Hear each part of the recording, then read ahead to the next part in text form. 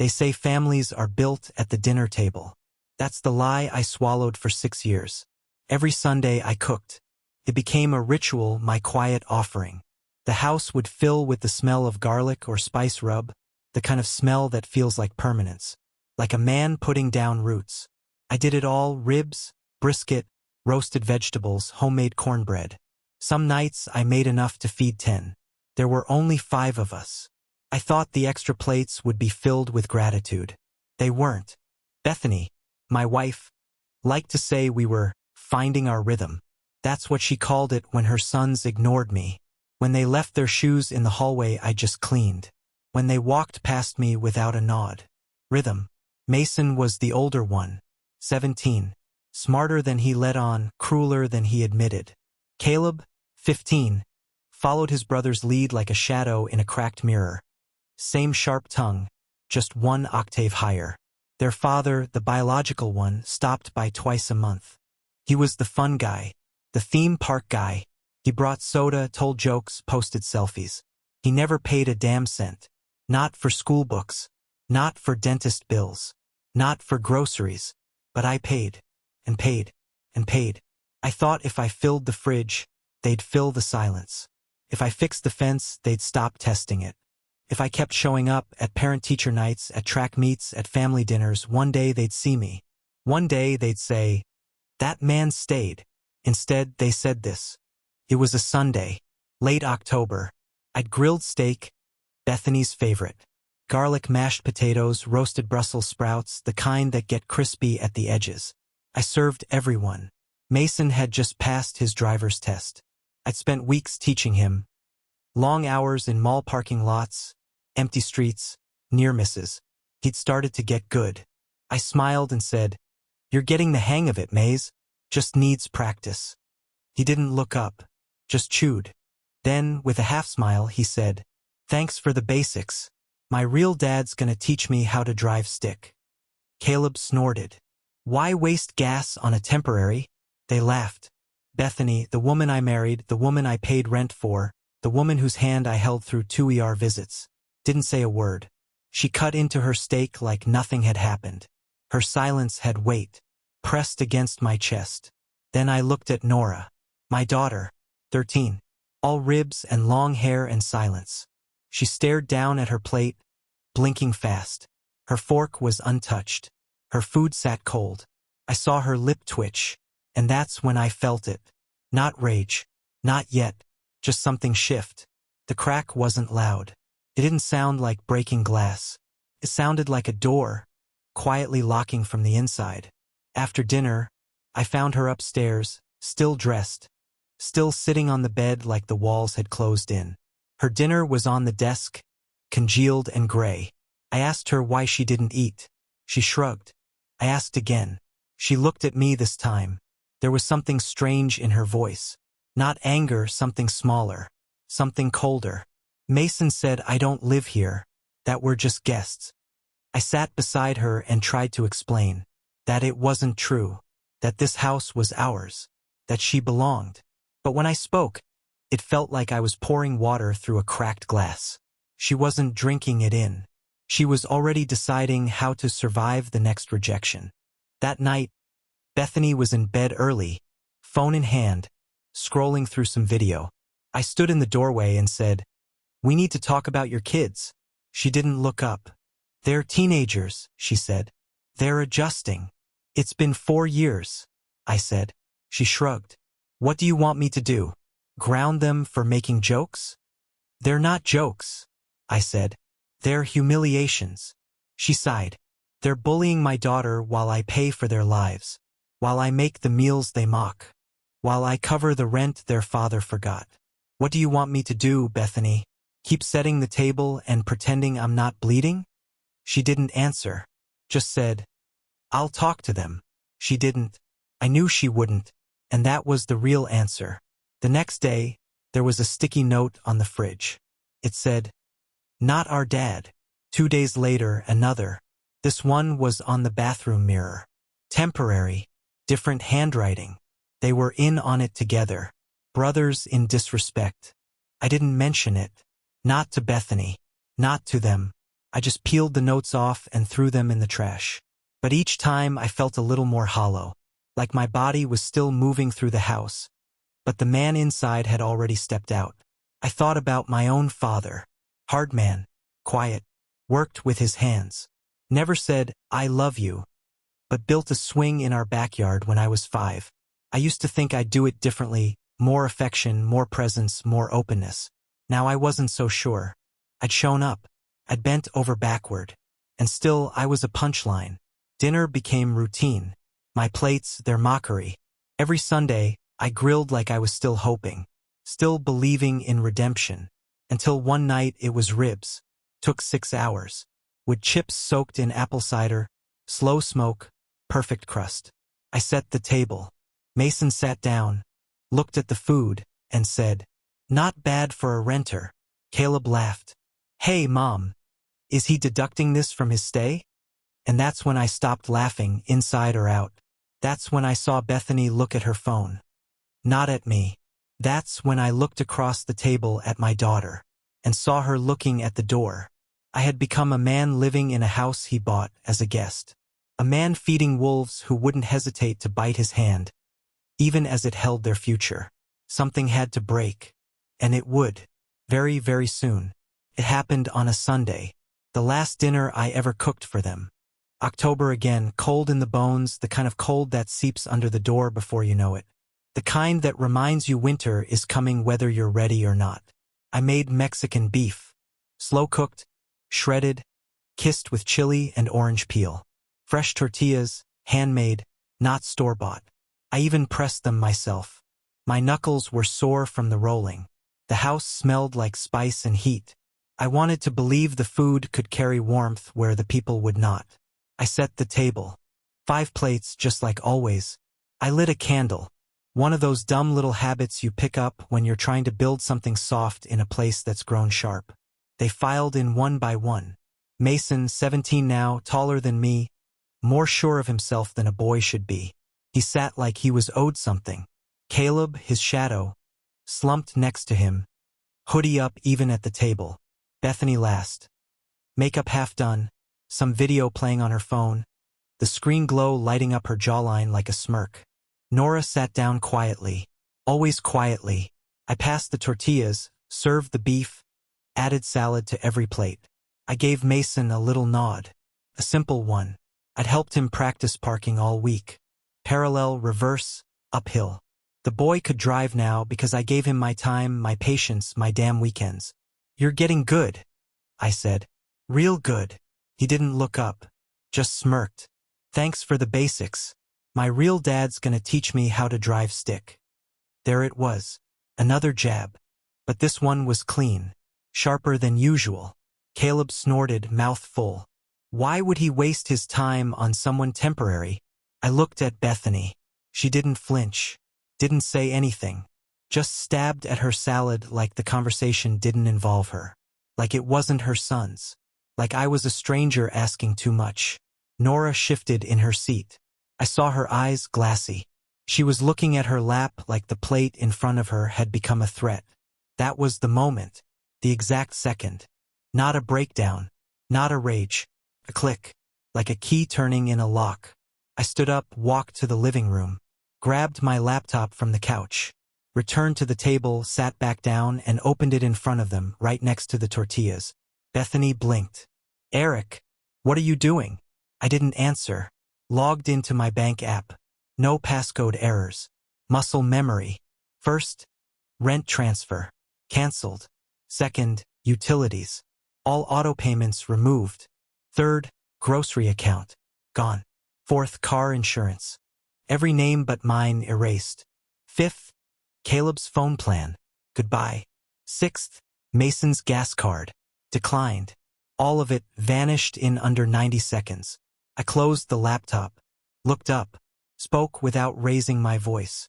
If I'm temporary, I'm temporarily removing all support. Permanently. Bethany choked a little. Her fork hovered in the air. "Eric, you're being ridiculous." "No, I'm being accurate. You said it.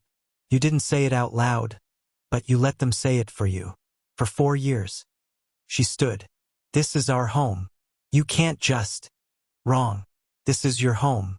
My name's on the lease. My money kept the lights on. Past tense. Mason dropped his fork. Wait, are you serious? I looked him straight in the eye. You've got a job, don't you? Time to learn how to budget. Caleb's hoodie slid off his head. What the hell, dude? Gas costs money, I said. So do groceries. So does heat. So does Wi-Fi. Maybe ask your real dad. Bethany's voice cracked. Eric, please. Don't do this. Over some jokes? I didn't even blink. 4 years of silence isn't a joke. It's a decision. She stepped around the table like she was going to touch me, calm me, fix me. I leaned back. You chose comfort over correction. You chose not to confront them. That's fine. But you don't get to be shocked when the bill arrives. She didn't know what to say. Caleb muttered, petty much. I stood. You're not entitled to me, or my money, or my presence. Nora was already standing.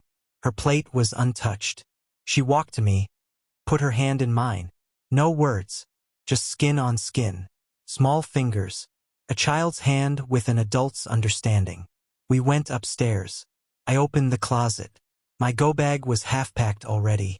Not because I expected this moment, but because somewhere inside, I'd already left. Nora was next to her bed, stuffing clothes into her backpack. You don't have to rush, I said. We'll figure it out.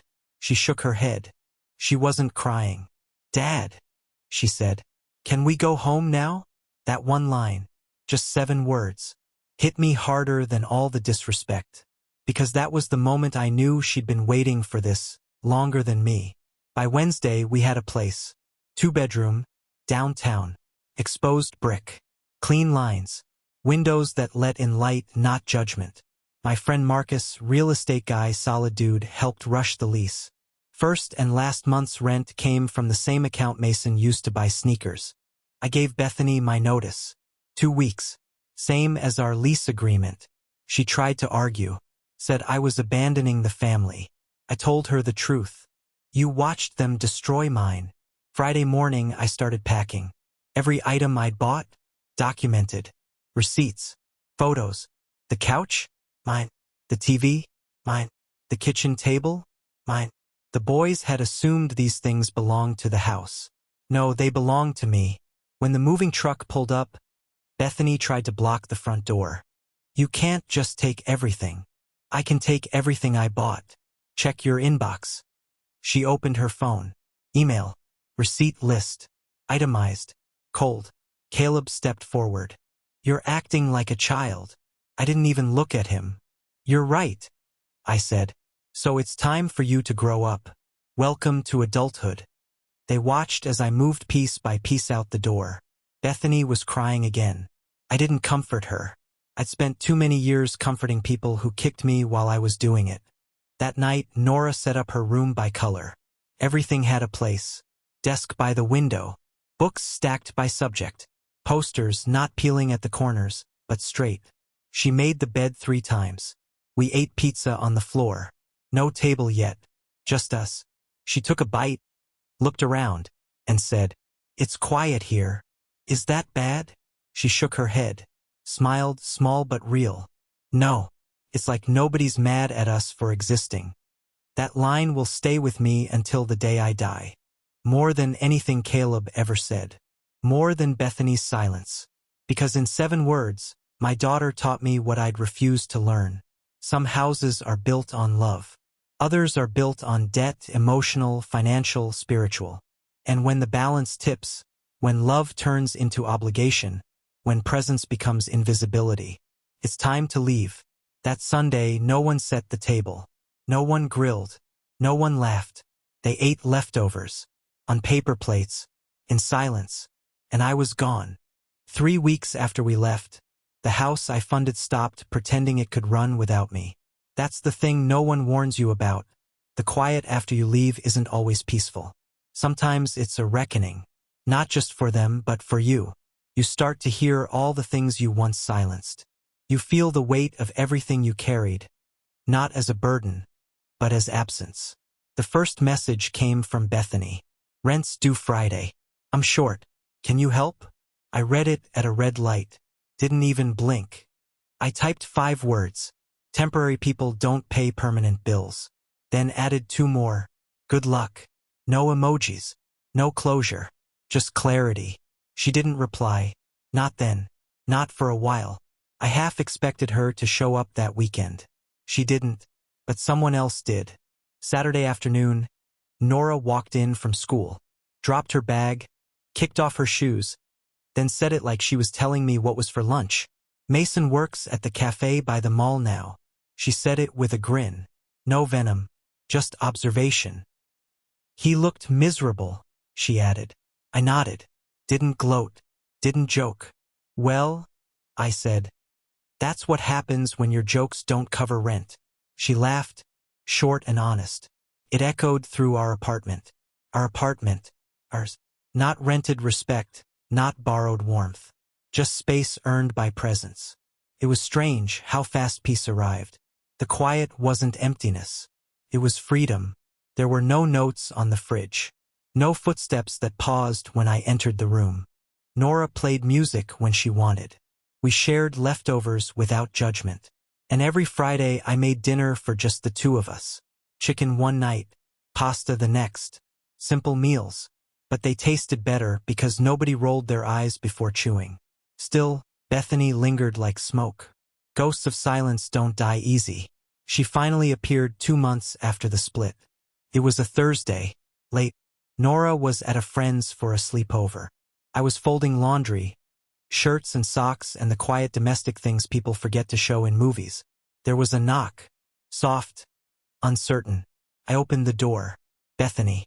She looked worn. Not ruined. Not dramatic. Just thinner. Eyes tired. Makeup undone. She used to hold her chin high. Now it tilted, like gravity remembered her name. Can I come in? She asked. I didn't answer. Just stepped back enough for the door to stay open, but not enough to invite. She looked around. Took in the living room. The walls. The photos, just Nora and me now. It's smaller, she said. It's ours. Silence. I didn't come to fight, she said. I just need to talk. I crossed my arms. Then talk. She sat down on the edge of the couch. The same one she used to call too firm when I first bought it. Now she sank into it like she belonged. We're struggling, she said. Mason dropped out of college. Caleb's talking about not going at all. I didn't speak. I didn't realize how much you were doing. I mean, I knew, but I didn't know. That's the thing about silence, I said. It makes ignorance look innocent. She looked up sharply. I never meant for it to get this bad. You never meant for it to get anything, I said. That was the problem. She blinked fast. Can we talk? Really talk? About how to fix this? I tilted my head. Fix what, Bethany? The bills? The boys? Or the lie we both told ourselves, that this was a family? She went quiet. They were kids, she whispered. And I was a man being erased in front of them. And you watched. Her voice cracked then. They didn't know what they were saying. I interrupted. I gave you 4 years. 4 years to correct them. 4 years to say one sentence. He is family. Respect him. But you didn't. She opened her mouth, then closed it again. There was nothing left to argue. Only truth. So that's it? She asked. After everything? I didn't flinch. That's it. She nodded slowly. Not in agreement, in understanding. And that was worse. She stood. Walked to the door. Turned back, like maybe I'd say something. A parting gift. A memory. A soft word. But I didn't. She left. Quiet. Like someone exiting a room they were never invited into. I stood in the doorway for a while. Not staring after her. Just standing. Feeling the air. Measuring the silence. She never came back. Not really. After that, the text stopped. No requests. No guilt. But the stories filtered in. Mason quit his cafe job. Took another warehouse, then delivery driver. Caleb started working retail. Their dad, the one who was supposed to teach stick shift, vanished again. Classic. Nora told me about it in bits. Over dinner, in the car, between songs on the radio. She wasn't gleeful, just aware. "I think Mason's living with a friend now," she said once. "Bethany says Caleb's grounded, but it doesn't seem to stick. She cried on the phone the other night, said things are hard." I didn't respond to any of it. Not directly. But one night I did ask, "Do you miss them?" Nora thought for a long time. "I don't know," she said. "I miss thinking we were all real." That hit like glass in the throat. I reached across the table and held her hand. "We're real," I said. "Everything else was rented." Sometimes I wake up and still feel the weight of that old house. Not the building, the role. The ghost. The stepfather. The man who stood in the gap and got buried for it. But then I walk into the kitchen, and Nora's already made coffee. Or I see her backpack by the door, and I remember, we escaped. Not just the house, the transaction, the unpaid invoice called love. 3 months after we left, I got one last message. It was from Mason. "You were never permanent." Just that. No greeting, no follow-up, like a knife tossed through a closed door. I didn't respond, just looked at the screen for a second, then locked my phone. But that line stuck. "You were never permanent." He meant it as a dismissal, a jab, a final shot. But he was right. I wasn't permanent, because I left, because I chose not to stay in a house where respect had an expiration date, where fatherhood was transactional, where effort was invisible unless it came with a receipt. I wasn't permanent. I was necessary, until they thought they didn't need me. Now they do, and I'm gone. That night, I stood on our tiny balcony. City noise below. Sirens, muffled bass, the smell of fried food and too much cologne. Inside, Nora was asleep on the couch, a history book open across her chest. I covered her with a blanket and turned off the light. The apartment wasn't big. It wasn't fancy, but it was enough. It was ours. And more than that, it was peaceful. Not because we had everything we wanted, but because no one in it had to beg to be seen. Some endings aren't loud. No door slams. No final screaming match. Just absence. Cold and slow, like breath fading on a mirror. That's how it happened for me. Not with rage, but with realization. After everything, the meals, the mortgage, the mockery, I didn't explode. I didn't torch the house or beg for recognition. I left, and then I stayed gone. That was the lesson. Sometimes the most radical thing you can do is disappear from where you were only tolerated. Nora and I made new rhythms. Not better, just real. Saturday pancakes. Tuesday laundry. Thursday grocery runs where she picked the cereal. There was no tension. No navigating eggshells. No pretending we didn't hear what we heard. And dinners? We sat at the same table. Ate the same food. But now we laughed. Small things. Dumb jokes. Nothing forced. One night, a few months after we left, Nora was finishing homework at the table. Her hair was up. Her glasses slid down her nose. She looked up from her notebook and said, "Dad, I like it here." I was rinsing dishes. Paused. "Yeah." She nodded. "It's quiet, but it's ours. And nobody makes me feel bad for being here." That hit harder than anything Caleb ever said. Because that one sentence, it justified every decision, every bruise, every dollar. She wasn't asking to be protected anymore. She knew she already was. I still got updates sometimes.